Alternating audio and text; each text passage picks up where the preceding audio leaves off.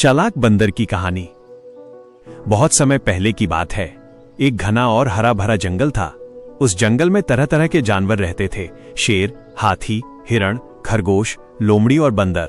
जंगल के बीचों बीच एक बड़ा सा बरगद का पेड़ था, जिस पर एक बहुत ही चालाक और बुद्धिमान बंदर रहता था। उसका नाम था चिंटू। चिंटू बाकी बंदरों से अलग था। वो सिर्फ शरारती नहीं, बल्कि बहुत समझदार भी था। वो हर समस्या का हल अपनी बुद्धि से निकाल लेता था। इसी वजह से जंगल के कई जानवर उससे सलाह लेने आते थे। बंदर का सुखी जीवन। चिंटू रोज सुबह पेड़ से उतरकर जंगल में घूमता, मीठे फल खाता और फिर दोपहर में बरगद के पेड़ की ऊंची डाल पर आराम करता। वो दूसरों को नुकसान नहीं पहुंचाता था, लेकिन अगर कोई चालाकी या धोखा करता तो वो उसे उसकी ही भाषा में सबक सिखाता था।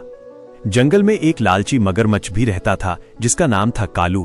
कालू नदी के किनारे रहता था और हमेशा कुछ न कुछ पाने की फिराक में रहता था।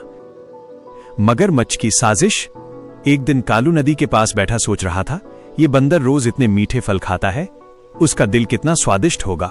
काश मैं उसका दिल खा पाता। लेकिन बंदर तक पहुंचना आसान नहीं था।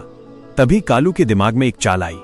वो रोज नदी के किनारे आकर चिंटू से मीठी बातें करने लगा। अरे चिंटू भाई, कैसे हो?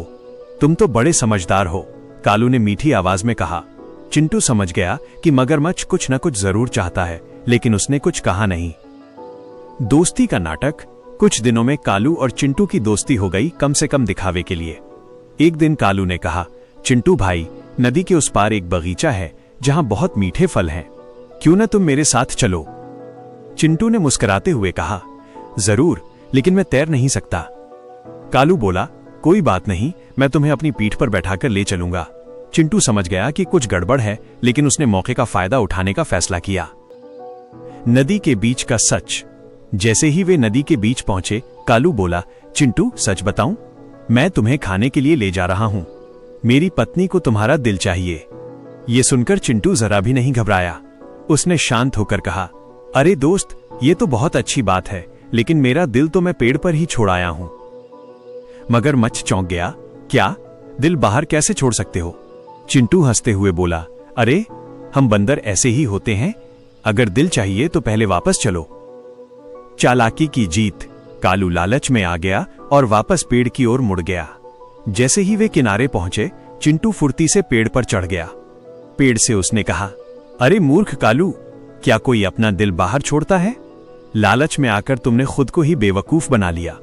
कालू को अपनी गलती का एहसास हुआ। वह शर्मिंदा होकर नदी में चला गया। जंगल में चालाक बंदर की तारीफ। इस घटना के बाद पूरे जंगल में चिंटू की बुद्धिमानी की चर्चा होने लगी। शेर राजा ने भी उसकी तारीफ की और कहा, बुद्धि ताकत से बड़ी होती है। चिंटू पहले की तरह खुशहाल जीवन जीने लगा, लेकिन अब वो और भी सतर्क हो गया। सीख। इस कहानी से हमें यह शिक्षा मिलती है कि बुद्धि और समझदारी से बड़ी मुसीबत टाली जा सकती है। लालच हमेशा नुकसान पहुंचाता है। संकट के समय घबराने के बजाय सोच समझकर काम करना चाहिए।